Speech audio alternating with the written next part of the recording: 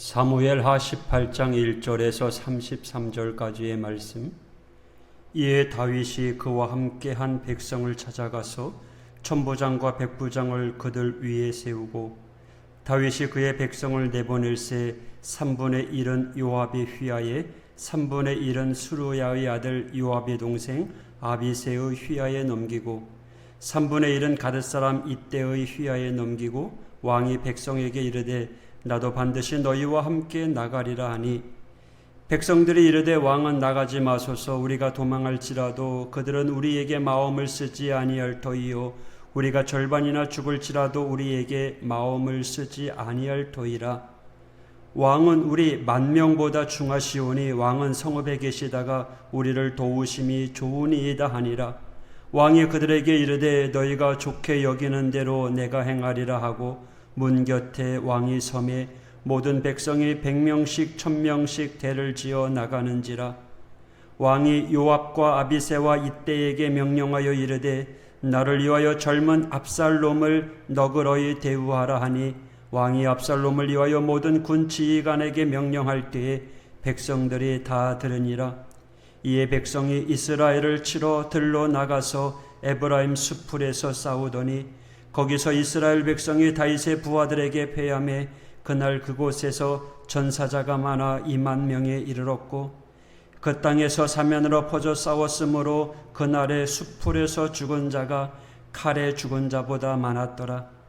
압살롬이 다윗의 부하들과 마주치니라. 압살롬이 노새를 탔는데 그 노새가 큰 상수리 나무 번성한 가지 아래로 지날 때에 압살롬의 머리가 그 상수리 나무에 걸림에 그가 공중과 그 땅 사이에 달리고 그가 탔던 노새는 그 아래로 빠져나간지라.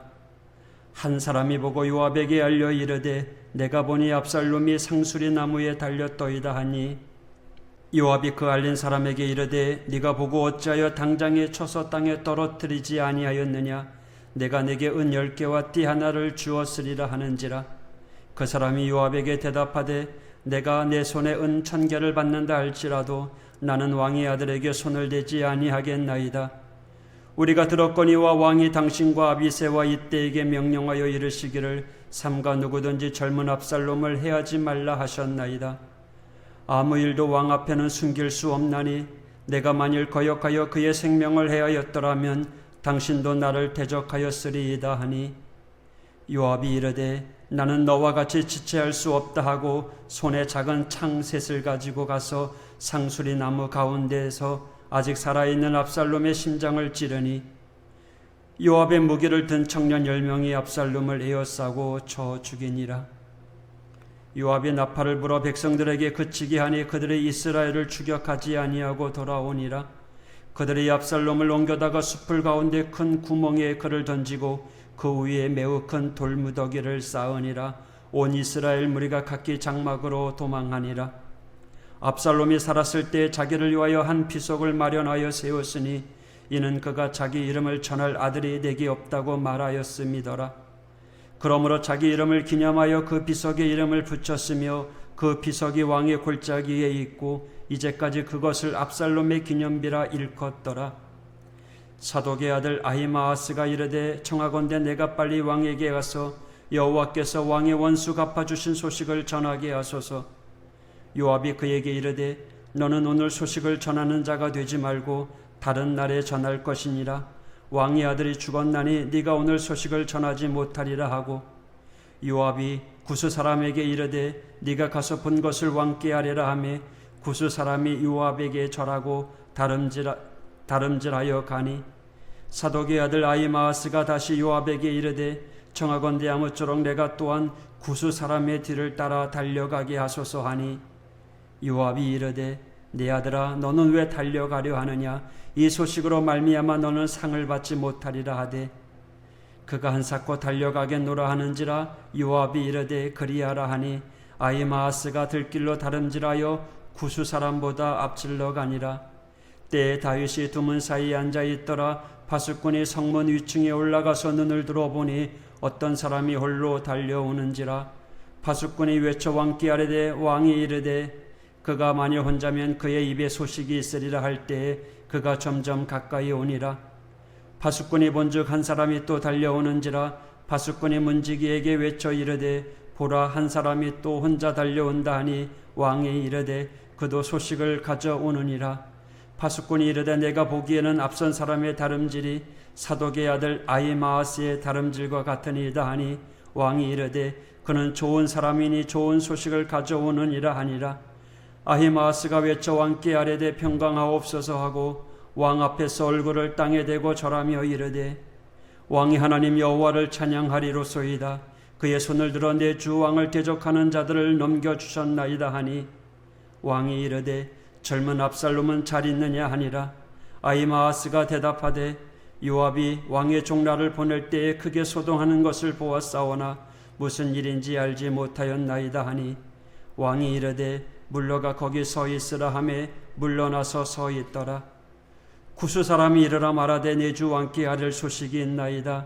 여호와께서 오늘 왕을 대적하던 모든 원수를 갚으셨나이다 하니 왕이 구스 사람에게 묻되 젊은 압살롬은 잘 있느냐? 구스 사람이 대답하되 내 주 왕의 원수와 일어나서 왕을 대적하는 자들은 다 그 청년과 같이 되기를 원하나이다 하니 왕의 마음이 심히 아파 문 위층으로 올라가서 우니라. 그가 올라갈 때 말하기를 내 아들 압살롬아, 내 아들 압살롬아, 차라리 내가 너를 대신하여 죽었더라면 압살롬 내 아들아, 내 아들아 하였더라. 아멘. 다윗은 어제 17장에 2명의 제사장 아들들이 건네준 소식을 듣고 신속히 요단강을 건넙니다. 압살롬의 군대는 이스라엘의 여러 지파가 모였기 때문에 다윗의 군대에 비해서 엄청난 규모의 군사입니다. 대신 다윗의 군사는 조직력이 좋습니다. 오랫동안 전쟁에서 손발을 맞춘 전우들이 있기 때문입니다. 하지만 아무리 조직력이 강하다 할지라도 쪽수가 많은 상대에게는 대적하기 무척 어렵습니다. 하지만 전투 장소가 평지가 아니라 나무와 풀과 언덕이 있는 숲이었습니다. 다윗의 군사들은 길르앗 숲의 지형들을 잘 알고 있었습니다. 마하나임에 거주하던 암몬 적속이 다윗에게 잘 알려주었기 때문입니다. 그래서 성경에서도 이렇게 말합니다. 그날의 숲풀에서 죽은 자가 칼에 죽은 자보다 많았도다. 아마도 다윗의 군사들은 1대1로 싸우기보다는 숲의 지형을 이용한 갖가지 방법으로 압살롬의 군사들을 무찌른 것 같습니다. 그렇게 한창 전쟁이 진행되는 중에 전혀 예상하지 못한 일이 발생합니다. 압살롬이 숲에서 이동하던 중에 커다란 상수리 나무에 걸린 것입니다. 상수리 나무 평소에도 가지가 많이 우거져서 양들이 그 뿌리 가지에 걸리는 일들이 종종 있다고 합니다. 그런 가지에 압살롬의 머리가 걸린 겁니다. 평소 머리가 길고 솟구쳐 있던 그의 머리가 하필이면 상수리 나무의 가지에 걸린 거죠. 노새를 타고 가는데 노새가 그 걸린 압살롬을 놔두고 그냥 가버립니다. 그로 인해 압살롬은 죽임을 당하게 됩니다. 사실 압살롬은 죽어서는 안 되었습니다. 생포해야 했어요. 다윗이 신신당부 부탁했기 때문입니다. 다윗이 말하죠. 나를 위하여 압살롬을 너그러이 대우하라. 다윗의 부탁이자 명령은 단지 장군들만 알고 있었던 게 아닙니다. 전 군사가 다 들었습니다. 그만큼 압살롬의 생포는 다윗의 간절한 바람이었습니다. 하지만 군대 장관 요압은 그것을 원하지 않았습니다. 왜냐하면 전쟁을 오래 끌 수 없기 때문입니다. 하루빨리 전쟁이 끝나기를 원했던 것입니다. 그 옛날 고대 사회에서의 전쟁의 승패는 지도자의 생존 여부에 따라 달라집니다. 반드시 적의 우두머리를 쳐야 했죠. 요압은 명령을 어기는 것보다 왕권을 강화시키는 것을 더 중요했습니다. 압살롬이 도망가 있을 때 요압이 압살롬을 데리고 온 이유도요, 다윗에게 잘 보이기 위함도 압살롬을 좋아해서도 아니었어요. 중요한 건 왕권 유지였습니다. 왕권이 성공적으로 유지되어서 강력한 나라를 건설하기를 원했던 것이죠. 이게 군인의 모습이에요. 압살롬이 가지에 걸렸다는 소식을 들은 요압, 부하에게 당장 죽이라고 하지만 이 부하는 다윗의 부탁을 기억하고 그렇게 하지 못하겠다라고 이야기합니다. 심지어 대가를 많이 지불하겠다라고 하는 요압의 명령에도 넘어가지 않습니다. 할 수 없이 요압은 자신의 칼을 가지고 거의 반 죽게 만듭니다. 그리고 나머지 부하들이 마무리를 짓게 합니다. 어떻게든 요압 자신이 압살롬을 죽이지 않도록 한 것이죠. 요압은요, 전령을 다윗에게 보낼 때도요, 유대인을 사용하지 아니하고 구스인을 이용합니다. 이스라엘 문화를 잘 모르는, 그래서 왕의 명령을 모르는 구스인에게 승전 소식과 압살롬의 죽은 소식을 알리게 합니다. 이때 후세의 계략에 성공했다는 사실을 안 아히마아스가 기어코 자신이 다윗에게 전령으로 가겠다고 떼를 씁니다. 그리고 구스인보다 늦게 출발했지만 먼저 다윗에게 도착합니다. 그리고 다윗에게 압살롬의 죽은 사실만 빼놓고 이스라엘이 유다 지파가 승리했다라고 하는 소식만 전합니다. 그리고 뒤에 도착한 구스인을 통해서 압살롬의 죽음을 알리도록 한 것이죠. 이유가 뭘까요? 이 아히마아스가 다윗에게 잘 보이려고 했던 거죠. 오늘 이 18장은요, 단순히 하나님의 도움으로 인해서 다윗이 벗어났다라고 말하기에는 참으로 애매한 상황입니다. 왜냐하면 압살롬 때문에 비참하게 피신을 와서 이제 다시 우여곡절 곡절 끝에 예루살렘 성으로 돌아갈 수 있게 되었으니 어쨌거나 다윗은 위기를 모면한 것이죠. 하지만 오늘 제목에 또 다른 어둠 속에 있는 다윗이라고 제목을 정했는데, 다윗은 이제 왕권을 회복하고 예루살렘 성으로 가지만 그의 사랑하는 아들 압살롬을 잃어야 했습니다. 암놈도 잃고 압살롬도 잃게 됩니다. 왕권을 탈환하고 왕권을 지켰지만, 다시 말하면 다윗이 빛으로 나아갔지만 얼마나 영광스럽겠어요? 하지만 한편으로는 또 다른 어둠에 빠지는 거예요. 또 다른 슬픔에 빠지는 거예요. 아들을 잃었기 때문입니다. 굉장히 복잡한 과정을 성경은 우리들에게 보여줘요. 하나님은 다윗을 사랑하셔서 왕권을 회복시켜 주십니다. 하지만 다윗은 아들을 잃습니다.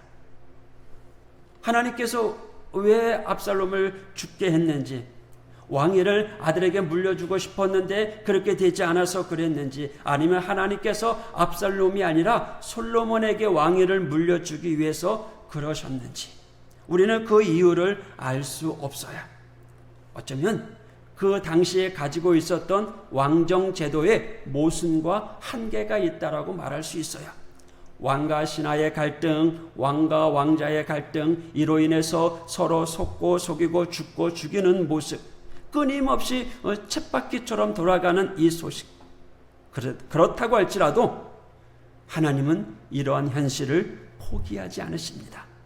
모순된 제도 속에서도 하나님은 하나님의 뜻을 계속 이어가고 계십니다. 어떻게든 유지하게 하시고 계승되게 하십니다.